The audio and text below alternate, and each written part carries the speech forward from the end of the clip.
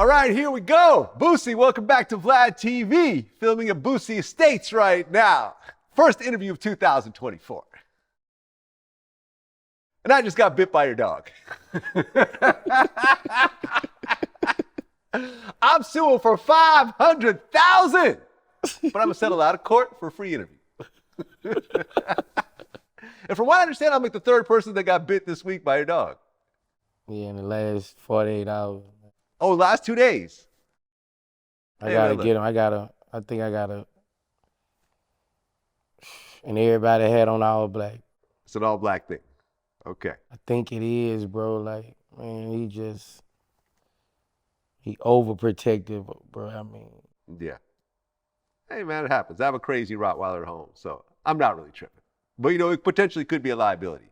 You got someone that comes over here broke, he might try to sue, do something stupid.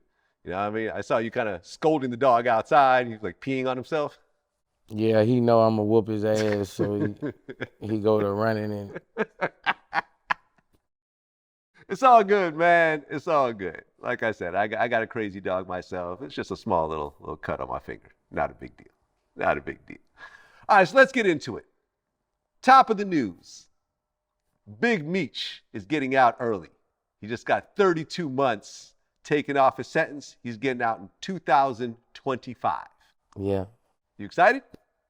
Yeah, I'm kind of excited because, I mean, I was doing my thing when Meech left the streets, but, I never got to meet him. You never met him? Nah, man, I seen him come through. I mean, I done seen the cars and shit coming through, Yeah. But then, I rock with his son, so, man, Little Meech. I won't meet him, get a flick with him, put him in the house, Yeah. Legends, I respect dudes who stay solid, ain't tell on nobody. There's only a few of them left, so I value them dudes, bro. I look at them dudes in a whole nother light, especially in these times. I got nothing but respect for Meech, I always said he had a good ass heart, man. So God don't forget about those, bro. Those who give to others when they in need, bro, and people who stand up for themselves and be solid, bro. Like them dudes really need to be saluted, and I can't wait to meet him and take a picture with him and hopefully I can hear some stories, but I'm happy for him, man. I'm happy for Lil Meech too, man. Yeah. Yeah, I'm happy for him. Yeah, I mean, I got to hang out with BMF and actually at Big Meech's house. This was maybe 2004, I think. And, Meech, me and him had just a brief conversation. He was just really quiet and just sort of scoping out everyone because, like, BMF was very inviting.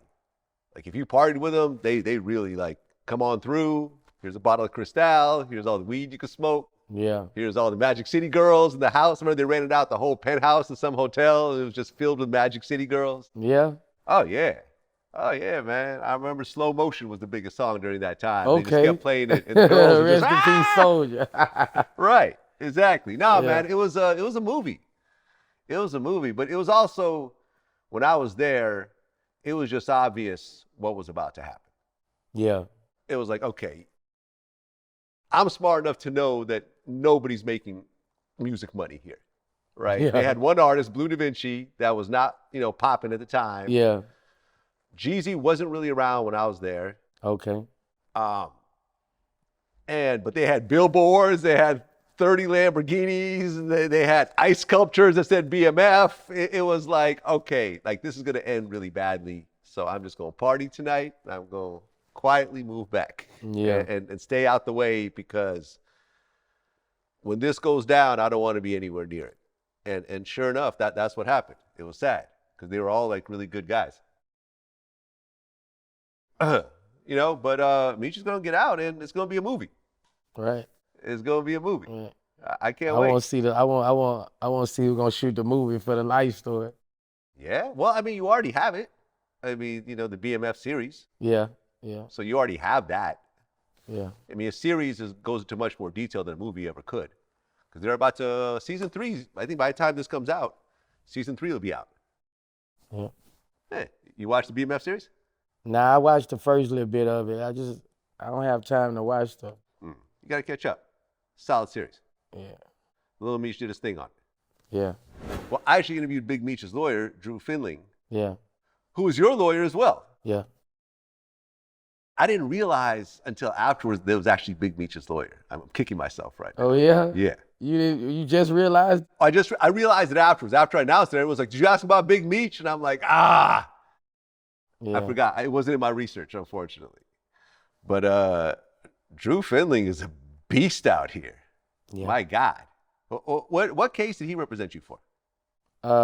2016, I was pulled over, had a gun in the car, me and my security, and like 28 grams of weed, Okay. like 30 bands on it. And what ultimately happened?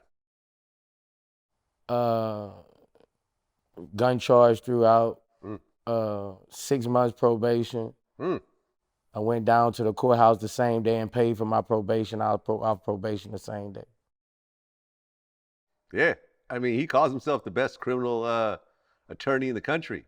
Right, And, right. Because he he a shark, man. He a shark, man. Yeah. And it's basically, it's just certain different states, man. Like, you gotta throw it out. My security claiming to the gun, man. And I claim to the marijuana, but they just be trying to stick it to you. And Drew is one, he got a passion for what the criminal system are doing to the rappers. That's one of his passions. He don't like that at all, bro, because he see that we good people. He don't look at us in a light like somebody else would. And he's one of the best at it, man. I mean, he's one of the best at it. How much does it cost to retain Drew? I mean, in terms of a retainer, how much of a retainer I need to give you to just kind of get the ball rolling? If there's no getting the ball rolling, we're going to hit you with a number, and that's going to be the number. Okay. But it's going to be big. Depends on the charge. What's the minimum? A federal charge is 300. Like 300,000. Yeah, federal charge.